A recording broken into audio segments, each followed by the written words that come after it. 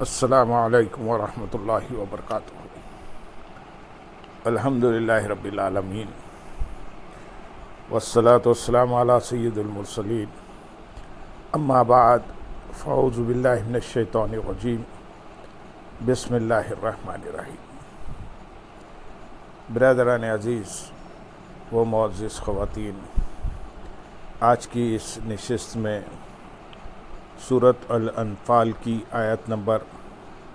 66، 68 اور 69 کا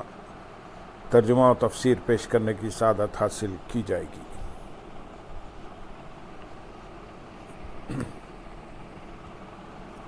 ما كان لنبي أن يكون له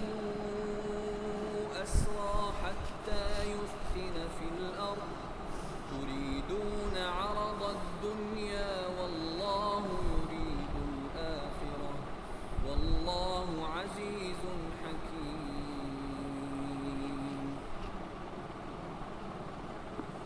لولا كتاب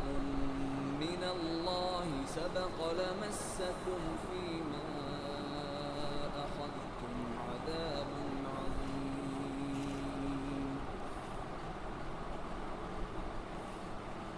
فكلوا مما غنمتم حلالا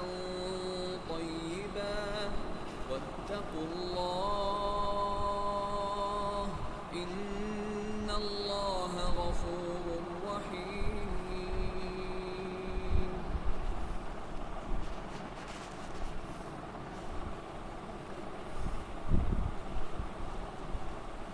کسی نبی کے لائق نہیں کہ کافروں کو زندہ قید کر لے جب تک زمین میں ان کا خون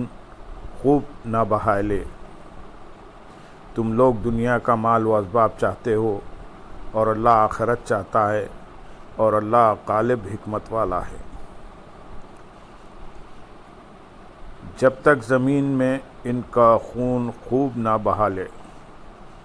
ارشاد فرمایا کہ کسی نبی کے لائق نہیں کہ اپنے ہاں کافروں کو قید رکھے جب تک زمین میں ان کا خون خوب نہ بہا لے، اور قتل کفار میں مبالغہ کر کے کفر کی ذلت اور اسلام کی شوکت کا اظہار نہ کرے۔ اس آیت کا شان نزول یہ ہے کہ مسلم شریف وغیرہ کی احادیث میں ہے کہ جنگ بدر میں 70 کافر قید کر کے سید عالم صلی اللہ علیہ وسلم کی بارگاہ میں لائے گئے۔ حضور اقدس صلی اللہ علیہ وسلم نے ان کے متعلق صحابہ اکرام رضی اللہ تعالیٰ عنہ سے مشورہ طلب فرمایا۔ حضرت ابوبکر صدیق رضی اللہ تعالیٰ عنہ نے عرض کیا کہ یہ آپ کی قوم و قبیلے کے لوگ ہیں، میری رائے میں انہیں فدیہ لے کر چھوڑ دیا جائے، اس سے مسلمانوں کو قوت بھی پہنچے گی، اور کیا عجب کہ اللہ تعالیٰ ان لوگوں کو اسلام نصیب کرے۔ اور حضرت عمر رضی اللہ تعالیٰ عنہ نے فرمایا کہ ان لوگوں نے آپ صلی اللہ علیہ وسلم کی تکذیب کی، آپ صلی اللہ علیہ وسلم کو مکہ مکرمہ میں نہ رہنے دیا، نیز یہ کفر کے سردار اور سرپرست ہیں، ان کی گردنیں اڑا دی جائیں۔ اللہ تعالیٰ نے آپ کو فدیے سے غنی کیا ہے۔ حضرت علی المرتضیٰ کرم اللہ وجہ الکریم کو عقیل پر اور مجھے میرے رشتہ دار پر مقرر کیجیے کہ ان کی گردنیں مار دیں، لیکن بالآخر فدیہ ہی لینے کی رائے قرار پائی، اور جب فدیہ لیا گیا تو یہ آیت کریمہ نازل ہوئی، تم لوگ دنیا کا مال و اسباب چاہتے ہو۔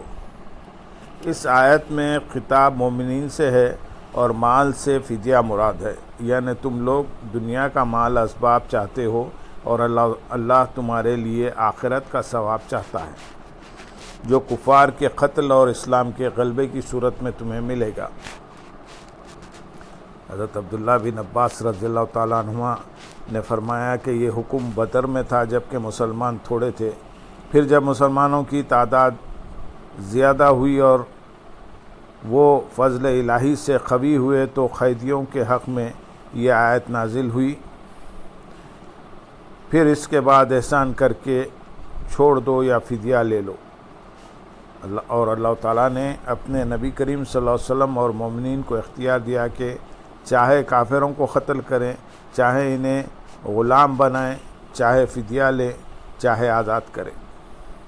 بدر کے قیدیوں کا فدیہ 40 اوقیہ سونا فی کس تھا، جس کے 1600 درہم ہوئے۔ آیت نمبر 68 میں ارشاد ہے، اگر اللہ کی طرف سے پہلے سے ایک حکم لکھا ہوا نہ ہوتا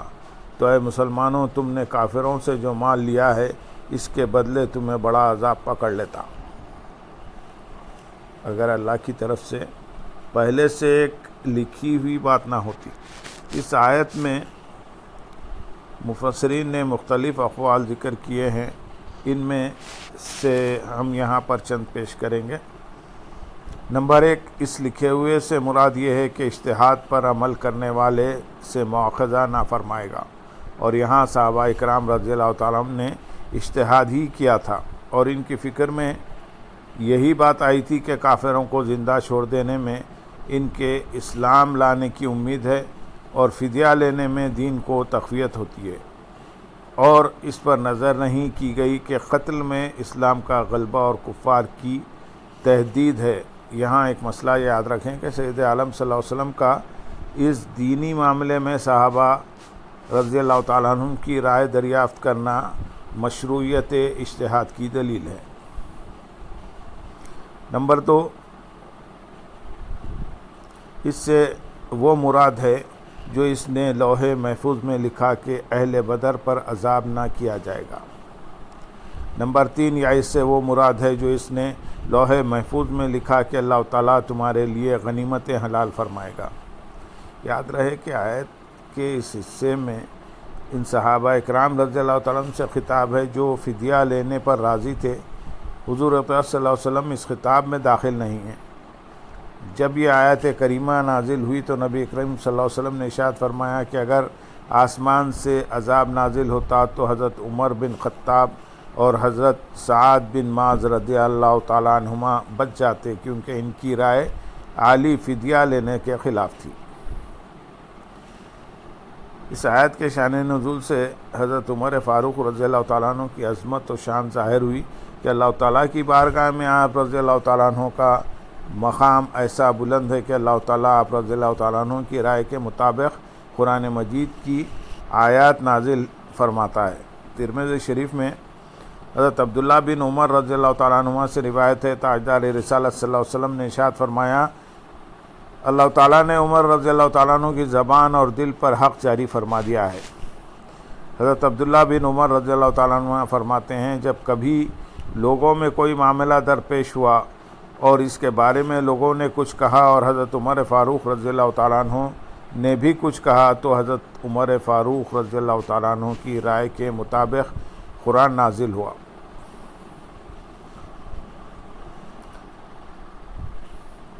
ان آیات کے علاوہ 20 سے زائد آیت ایسی ہیں جنہیں اللہ تعالیٰ نے حضرت عمر فاروق رضی اللہ تعالیٰ عنہ کی رائے کے مطابق نازل فرمایا۔ ان میں سے 5 ہم یہاں پیش کریں گے۔ نمبر 1، مقام ابراہیم کو نماز کی جگہ بنانے کی آیت۔ چنانچہ ایک مرتبہ حضرت عمر فاروق رضی اللہ تعالیٰ عنہ نے عرض کی، یا رسول اللہ صلی اللہ علیہ وسلم، کاش ہم مقام ابراہیم کو نماز کی جگہ بنا لیں۔ تو اللہ تعالیٰ نے یہ حکم نازل فرمایا سورۃ بقرہ آیت نمبر 125 میں،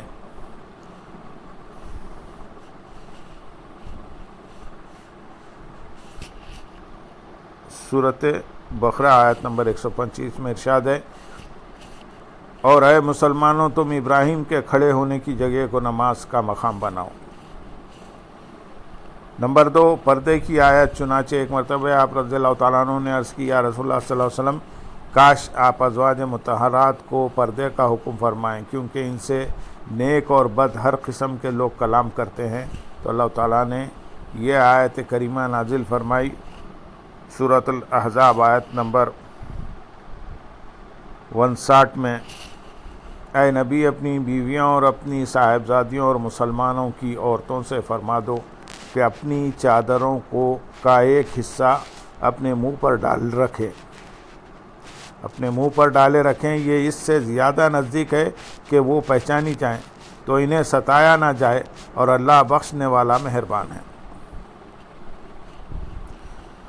تیسری، نبی کریم صلی اللہ علیہ وسلم کی ازواج مطہرات باہمی کسی اختلاف کے سبب سرکار دو عالم صلی اللہ علیہ وسلم کے پاس جمع ہوئی، جو آپ صلی اللہ علیہ وسلم کے مزاج کے برخلاف تھا، تو حضرت عمر فاروق رضی اللہ تعالیٰ عنہ نے ازواج مطہرات سے فرمایا کہ کیا تم اس سے باز آ جاؤ، فرمایا کہ یا تو تم اس سے باز آ جاؤ، ورنہ اگر نبی کریم صلی اللہ علیہ وسلم تمہیں طلاق دے دیں تو قریب ہے کہ ان کا رب تعالیٰ انہیں تم سے اچھی بیویاں عطا فرما دے۔ تو آیت بھی اسی طرح اتری اور اللہ تعالیٰ نے ارشاد فرمایا سورۃ تحریم میں، اگر وہ حبیب تمہیں طلاق دے دیں تو قریب ہے کہ ان کا رب انہیں تم سے بہتر بیویاں بدل دے، جو اطاعت والیاں، ایمان والیاں، ادب والیاں، توبہ کرنے والیاں، عبادت گزار، روزہ دار بیویاں اور کنواریاں ہوں۔ نمبر 4، ایک موقع پر حضرت عمر رضی اللہ تعالیٰ عنہ کے دل میں خیال پیدا ہوا کہ کاش غلاموں کو اجازت لے کر مکانوں میں داخل ہونے کا حکم ہوتا۔ اس پر یہ آیت کریمہ نازل ہوئی، سورۃ نور آیت نمبر 58 میں ارشاد ہے، اے ایمان والو، تمہارے غلام اور تم میں سے جو بالغ عمر کو نہیں پہنچے، انہیں چاہیے کہ 3 اوقات میں فجر کی نماز سے پہلے اور دوپہر کے وقت جب تم اپنے کپڑے اتار رکھتے ہو اور نماز عشاء کے بعد گھر میں داخلے سے پہلے اجازت لے۔ یہ 3 اوقات تمہاری شرم کے ہیں، ان 3 اوقات کے بعد تم پر اور ان پر کچھ گناہ نہیں، وہ تمہارے ہاں ایک دوسرے کے پاس بار بار آنے والے ہیں۔ اللہ تمہارے لیے یوں ہی آیات بیان کرتا ہے اور اللہ علم والا، حکمت والا ہے۔ نمبر 5، منافقوں کے سردار عبداللہ بن ابی کے مرنے کے بعد حضرت عمر رضی اللہ تعالیٰ عنہ چاہتے تھے کہ نبی کریم صلی اللہ علیہ وسلم اس کی نماز جنازہ نہ پڑھائیں، اور اس کے لیے آپ رضی اللہ تعالیٰ عنہ نے کوشش بھی کی۔ جب حضور اقدس صلی اللہ علیہ وسلم اس کی نماز جنازہ پڑھا کر واپس ہوئے تو یہ آیت کریمہ نازل ہوئی، سورۃ توبہ آیت نمبر 84، اور ان میں سے کسی کی میت پر کبھی نماز جنازہ نہ پڑھنا اور نہ اس کی خبر پر کھڑے ہونا، بے شک انہوں نے اللہ اور اس کے رسول کے ساتھ کفر کیا اور نافرمانی کی حالت میں مر گئے۔ آیت نمبر 79 میں ارشاد ہے، تو اس سے کھاؤ جو حلال پاکیزہ غنیمت تمہیں ملی ہے، اور اللہ سے ڈرتے رہو، بے شک اللہ بخشنے والا مہربان ہے۔ تو اس سے کھاؤ جو حلال پاکیزہ غنیمت تمہیں ملی ہے۔ جب اوپر کی آیت نازل ہوئی تو نبی کریم صلی اللہ علیہ وسلم کے صحابہ رضی اللہ تعالیٰ عنہ نے جو فدیے لیے تھے ان سے ہاتھ روک لیے۔ اس پر یہ آیت کریمہ نازل ہوئی اور بیان فرمایا گیا کہ تمہاری غنیمتیں حلال کی گئی، انہیں کھاؤ۔ صحیح بخاری اور صحیح مسلم میں حضرت جابر بن عبداللہ رضی اللہ تعالیٰ عنہ سے روایت ہے، رسول اللہ صلی اللہ علیہ وسلم نے ارشاد فرمایا، میرے لیے مال غنیمت کو حلال کر دیا گیا، جبکہ مجھ سے پہلے کسی کے لیے بھی حلال نہیں کیا گیا۔